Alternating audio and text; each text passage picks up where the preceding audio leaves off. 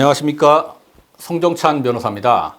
한 개의 부동산을 다수인이 공동하에 소유하고 있는 경우에는 한 사람이 마음대로 결정할 수 없고 다소 복잡한 이런 법률 관계가 형성이 됩니다.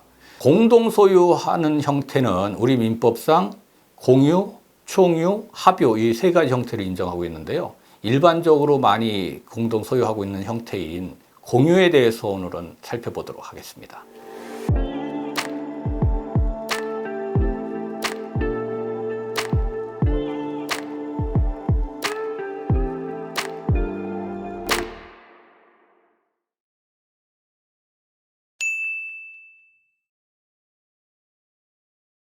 공유라는 건 어떤 걸 좀 이야기하는 걸까요? 이 공유는 가장 완화된 공동 소유 형태입니다. 지분권에 의해서 소유하고 있는 형태거든요. 이 지분권이라고 하는 것은 마음대로 처분할 수 있고요.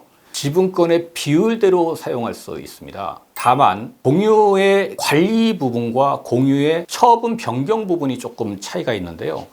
공유의 관리 부분은 공유자 지분권의 과반수로서 결정을 해서 관리를 하면 되고요. 그 공유의 처분 변경은 지분권에 의해서 결정할 수 있는 게 아니라 공유자 지분권 전체의 합의가 있어야 처분하거나 변경할 수 있다. 그리고 공유자는 누구든지 그 공유물 보존 행위를 단독으로 행사할 수 있다. 이것이 이제 기본적인 공유에 대한 이론입니다. 그러면 공유자 중 한 사람이 무단으로 공유물의 전부나 일부를 독점으로 사용하는 경우에는 어떻게 될까요? 어느 공유자 중 1인이 무단으로 그 공유물을 사용한다.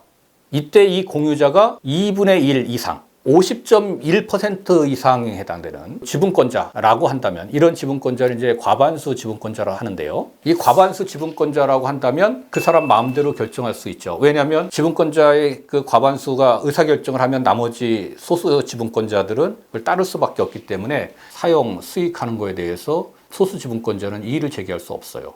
예를 들면 그 부동산을 독점적으로 사용한 거라 그 부동산을 제3자에게 임대차 계약을 체결하고 제3자에게 사용하는 경우 이거에 대해서 적법하게 그 일을 할 수가 있다는 겁니다. 이런 경우 그럼 소수 지분권자는 너무 배제되는 것 같다 이렇게 느끼실 수 있는데 이런 경우에는 과반수 지분권자가 얻는 그 수익 자기 지분권에 해당되는 이득을 나머지 과반수 지분권자에게 부당이득으로서 청구할 수 있기 때문에 평평을 맞춰 놓은 겁니다.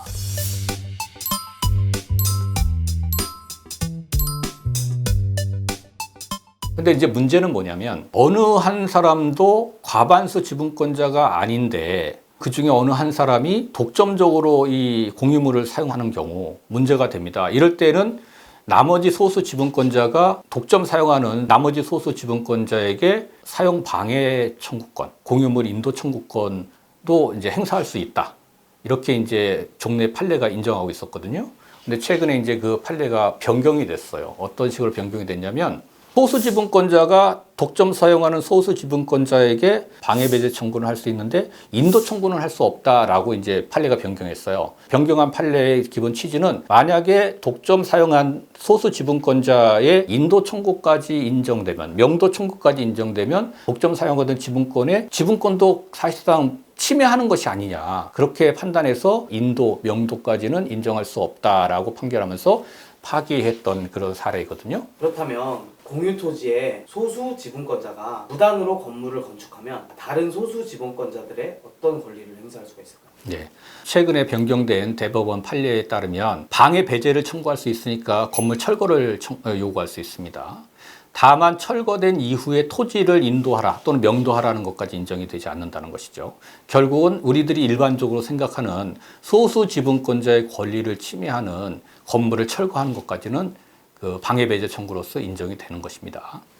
그러면 부동산 공유자 중에 한 명이 무단으로 부동산을 임대해서 월세를 받고 있는 경우에는 나머지 공유하는 사람들은 어떤 대응을 좀 할 수 있을까요? 이 경우에는 아까처럼 또 경우를 나눠야 됩니다. 50%를 초과하는 과반수 지분권자가 임대를 하는 경우 이런 경우에는 소수 지분권자는 이 임대하는 행위에 대해서 그 문제를 제기할 수 없어요. 만약에 월세를 100만 원 정도 받을 수 있는 상가를 자기가 잘 알고 있는 사람이라거나 또는 과반수 지분권자의 친척, 인척이라는 사람을 이익을 주기 위해서 10만 원의 월세를 받는 것으로 이렇게 임대차 계약을 체결하는 경우가 있어요. 이런 경우 소수 지분권자는 과반수 지분권자가 갖고 있는 10만 원에 대해서 자기 소수 지분권의 비율에 의한 이득을 반환하라고 요구할 수 있고요. 두 번째로는 90만 원의 차익이 생기지 않습니까? 90만 원 부분에 대해서 감정을 통해서 입증하거나 상가의 적정한 임대료가 월 100만 원이라는 사실을 입증하게 되면 임대인 과반수 지분권자를 상대로 해서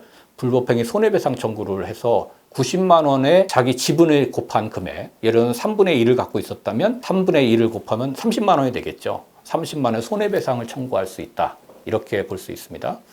그 다음에 지금 이 과반수 지분권자의 경우에는 지금과 같은 해결책이 있는데 다 소수 지분권자인 경우 2분의 1씩 2분의 1씩 있거나 뭐 3분의 1씩 3분의 1씩 있거나 이와 같은 다 소수의 지분권자인 경우에는 임대 계약 자체가 무효가 됩니다. 왜냐하면 어느 한 공유자도 혼자서 단독으로 그 공유물을 처분할 수 있는 권한이 없지 않습니까? 과반수의 결정을 얻어내지 못하면 적법한 관리 행위가 되지 못하기 때문에 동의를 얻지 못하고 합의를 얻지 못한 소수 지분권자가 된 임대차 계약은 무효가 되고요.